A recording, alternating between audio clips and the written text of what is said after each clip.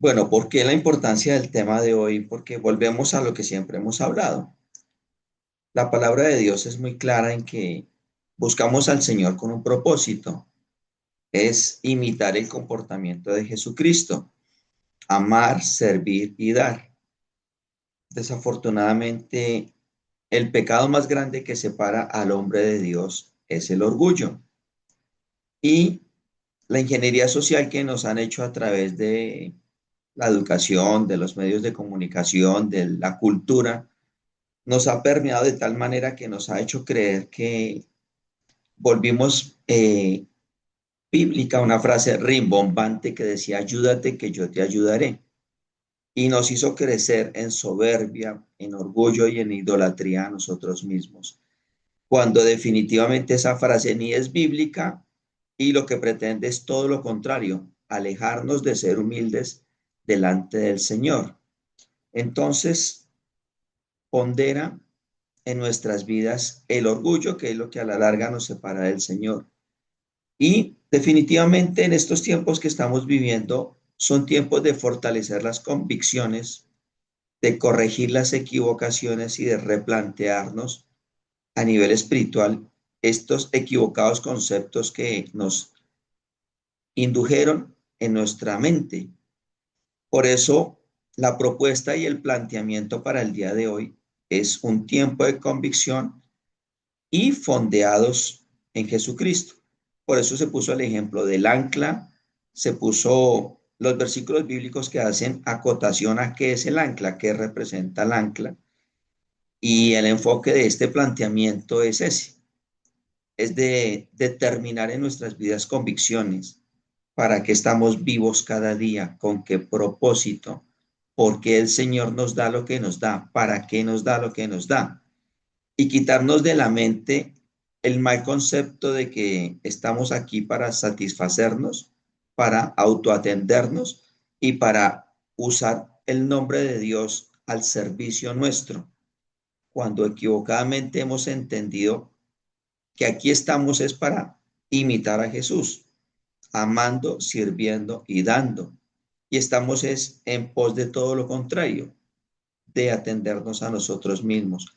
Por eso es un tiempo de convicción, porque si seguimos con esa estructura mental, pues cuando acudamos a la palabra de Dios estaremos acudiendo de manera equivocada y el planteamiento que hoy les quiero proponer es ese.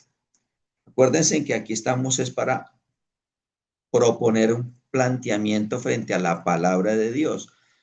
No quiere decir que ustedes tengan que hacer lo que aquí se diga o lo que aquí se determina. Simplemente es una propuesta para que ustedes, en su relación con Dios, en su intimidad con Dios y en su lectura de la Biblia, puedan buscar dirección, revelación y discernimiento para obtener el camino de sus vidas, entender cuál es el propósito y la voluntad que Dios tiene para cada una de las vidas nuestras. Por eso lo que aquí se ofrece es un planteamiento para que eso pueda ser, este material pueda ser explotado por cada uno de los que escuchan este planteamiento en su relación con Dios y puedan entender lo que pretende la palabra de Dios en cada uno de nosotros. Y a manera de ejemplo citamos varios versículos. Para empezar, empecemos entonces con un versículo muy bonito que habla de lo que es el ancla en nuestras vidas. Y esto está en Hechos, capítulo 27, versículo del 13 al 22. Y habla de la tempestad. Aquí describe básicamente lo que era el viaje de Pablo a Roma y qué era lo que pretendía Pablo cuando iba a Roma, que era seguir expandiendo el evangelio. Y aquí, si se dan cuenta, describe toda una tempestad que surge cuando el ego del hombre prioriza hacer sus voluntades y no la de Dios. Y eso pasa en nuestras vidas. Empecemos aquí por entender un poco. Cuando comenzó a soplar un viento suave del sur, creyeron que podían conseguir lo que querían. Así que levaron anclas y navegaron junto a la costa de Creta. Poco después se nos vino encima un viento huracanado llamado nordeste que venía desde la isla. El barco quedó atrapado por la tempestad y no podía hacer frente al viento. Así que nos dejamos llevar a la deriva. Así es nuestra vida. Nos montamos en nuestras voluntades, en nuestro ego, haciendo lo que creemos que debemos hacer. Vemos que podemos manejar un viento suave y pensamos que vamos a estar cerca a la costa, que somos intocables por tempestades, las tempestades de la vida, todo porque queremos hacer lo que consideramos que debemos hacer en nuestras vidas en total desobediencia del Señor. Levantamos anclas y nos vamos mar adentro. Eso es lo que hacemos exactamente en nuestras vidas. Aprovechamos los vientos suaves y por eso la gran mayoría de personas que claman al Señor por bendición, cuando llega la bendición, levantan anclas y se pierden en el mar con pequeñas tempestades, con vientos huracanados. Por eso la palabra de Dios es muy directa, muy clara y prácticamente nos da una revelación perfecta de lo que pasa en nuestras vidas. ¿Qué significa ser fondeados? Fondeados quiere decir que estamos anclados, seguros y firmes en la doctrina de Jesús, en la palabra del Señor. Entonces, por eso es tiempo de tener claro las convicciones. Nosotros realmente somos esclavos o de Dios o del mundo y no podemos obedecer a dos dioses. Obedecemos a nuestro Dios, Padre Creador, a través de su Hijo Jesucristo, o obedecemos al mundo y somos esclavos del mundo. Entonces, no podemos por raticos ser esclavos del uno o del otro, porque realmente será una doctrina tibia y esa doctrina no nos lleva a ningún lado. Por eso es el tiempo de la convicción, de estar fondeados a la cruz de Cristo en el nombre de Jesús a través de su palabra. Si seguimos leyendo todo este versículo de Hechos capítulo 27, nos describe que finalmente el barco termina encallando, que ya cuando echaron el ancla ya era demasiado tarde, el barco naufraga finalmente, pero nuevamente al final en el capítulo 19 dice, al tercer día con sus propias manos arrojaron al mar los aparejos del barco. Como pasaron muchos días sin que aparecieran ni el sol ni las estrellas y la tempestad seguía azotándolos, perdimos al fin toda esperanza de salvarnos. Llevábamos mucho tiempo sin comer, así que Pablo se puso en medio de todos y les dijo, señores, debían haber seguido mi consejo y no haber zarpado de Creta. Así se habían ahorrado este perjuicio y esta pérdida. Pero ahora los exhorto a cobrar el ánimo porque ninguno de ustedes perderá la vida, solo se perderá el barco. Eso sucede en nuestras vidas por la falta de convicción. Levamos anclas cuando no toca, cuando no se debe, cuando creemos que podemos hacerlo, cuando creemos que podemos ayudar a Dios sin necesidad de depender de Dios. Por eso aquí la obediencia es determinante. La comunión con Dios tiene que ser diaria, frecuente, constante, en cada minuto y en cada segundo. Aquí, por experiencia propia, los invito a reflexionar porque así nosotros tomamos decisiones equivocadas, pero estemos o estamos en el camino del Señor. El Señor tendrá misericordia y nos dará la mano. Muy diferente es si andamos en desobediencia, desconectados del Señor. En la primera, el Señor entiende que cometimos errores por falta de afinidad espiritual, por torpes, y aún así el Señor sale por nosotros. En la segunda, que es ya por indisciplina y por desobediencia, el Señor no nos da la mano, porque el Señor nos lleva a la disciplina, como pasó acá. Acá se destruye el barco, se pierde absolutamente todo, y en la misericordia del Señor, el Señor le concede a Pablo y a toda la tripulación que salven las vidas. Entonces, la importancia del ancla en un barco es toda. Cuándo se levanta, cuándo se fondea, dónde se fondea, cómo se fondea. Así es nuestra vida espiritual. Nuestra vida espiritual debe ser constantemente anclada en el nombre de Jesús, a través de su palabra en completa obediencia. Por eso les recalco, puede que nos equivoquemos, pero al estar en obediencia el Señor sale al rescate.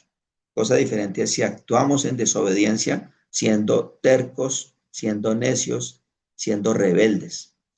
Entonces, como es tiempo de convicciones, yo los estoy invitando en este planteamiento a que empecemos a tomar convicciones, porque no necesariamente todos los caminos que emprendamos nos van a ser favorables.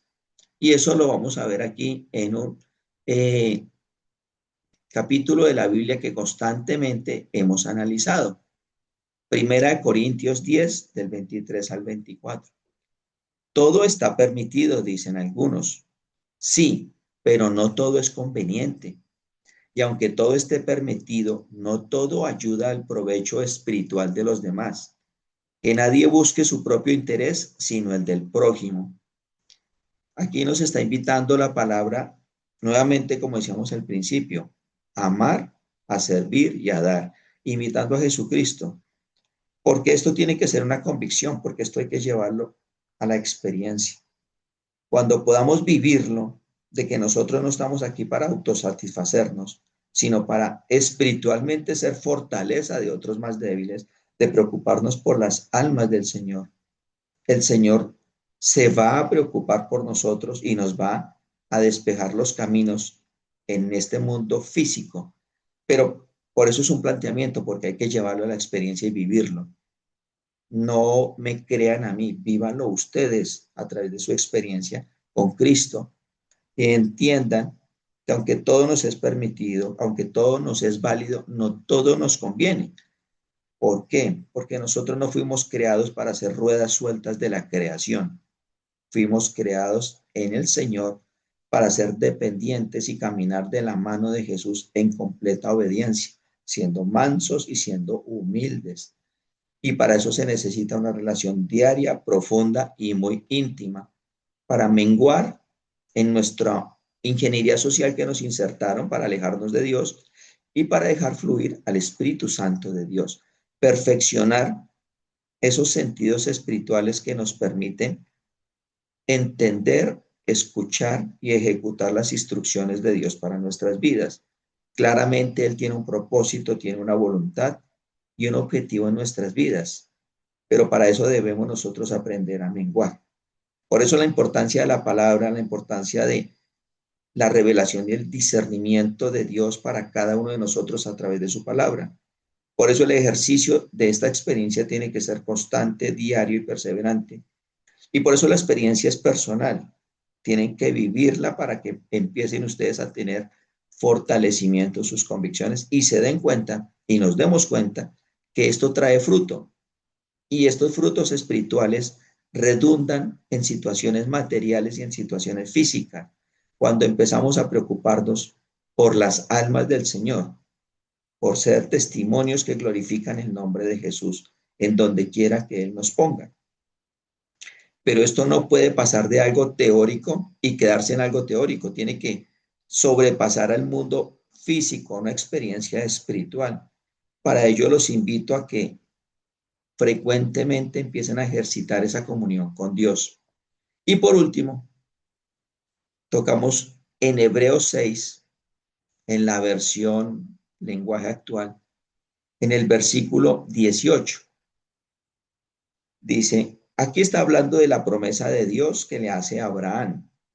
Y Dios promete y después hace doble juramento, da una promesa y después da un juramento que le hace a Abraham. Ya les explico qué tiene que ver eso con nosotros. Dice, ahora bien, como Dios no miente, su promesa y su juramento no pueden cambiar. Esto nos consuela porque nosotros queremos que Dios nos proteja y confiamos en que Él nos dará lo prometido. Esta confianza nos da plena seguridad. Es como el ancla de un barco que lo mantiene firme y quieto en el mismo lugar. Y esta confianza nos la da Jesucristo, que traspasó la cortina del templo de Dios en el cielo y entró al lugar más sagrado. Lo hizo para dejarnos libre el camino hacia Dios, pues Cristo es para siempre el jefe de sacerdotes como lo fue Melquisedec. ¿Qué es lo bonito de este versículo? Que nuevamente el Señor nos está diciendo que a través de Cristo tenemos entrada directa con nuestro Padre Creador, con el Dios, que Él es el ancla que nos asegura mediante la promesa y el juramento que Él nos va a guiar, que Él nos va a sostener y lo mejor, que Él va a ser el que nos fondea directamente al Padre, el que nos da la seguridad a través de una promesa y de un juramento de que si estamos sujetados, anclados a través de la palabra en Jesucristo, Él nos sostendrá en tiempos, en calma, en tempestades y en el camino que Él nos ponga, porque Él lo asegura. Por eso dice que Dios no miente. Por eso la importancia de leer la palabra, de dedicarle tiempo, de reflexionar, de meditar, de rogarle al Señor discernimiento y revelación en la porción de la palabra que estamos leyendo, porque de eso se trata este planteamiento, de dejar en la mente y en el corazón de ustedes, buscar fortalecer las convicciones frente a los tiempos que vienen, donde todo es manipulado y alterado por la inteligencia artificial. Ya no sabemos qué creer, no sabemos qué es verdad, qué es mentira, qué es alterado. Y definitivamente los medios de desinformación son los que nos están llenando nuestra mente cada día de algo que no sabemos si es verdad o si es manipulado. Por eso, el único que nos puede dar la tranquilidad y la seguridad es la palabra de Dios, buscando a través del Señor Jesucristo esas convicciones. Y Él nos revelará los planes para nuestras vidas, el propósito y la voluntad que Él tiene, en el entendimiento de que aquí estamos es para glorificar al Señor, no para que Dios satisfaga nuestras vanidades. Tenemos que de una vez por todas rogarle al Señor que nos dé esa convicción, la convicción de que estamos acá para ser esclavos del Señor, bajo el entendimiento de que tenemos un Padre que es nuestro amo y que no nos trata como esclavos, sino como hijos. No es como el mundo occidental lo ha hecho creer, que es un amo déspota y autoritario. Es un Padre celestial amoroso, misericordioso. Entonces, por eso es mejor ser esclavo de ese amo que ser esclavo del mundo. Pero eso viene dado es por la convicción que tenemos cuando buscamos al Señor a través de su palabra. Y lo debemos buscar no para autosatisfacernos y para subir al siguiente nivel, no. Debemos buscarlo es para comprender la voluntad y el propósito por el cual nos regala cada día de vida, para que nosotros podamos ser testimonios, instrumentos que estén pendientes de las almas del Señor y que podamos, mediante ese testimonio, glorificar el nombre del Señor Jesucristo acá en la tierra. Para eso se requiere de convicciones fuertes que nos puedan ayudar a soportar las tempestades que nos vienen al mundo y a nuestras vidas por derecho de todo lo que está sucediendo.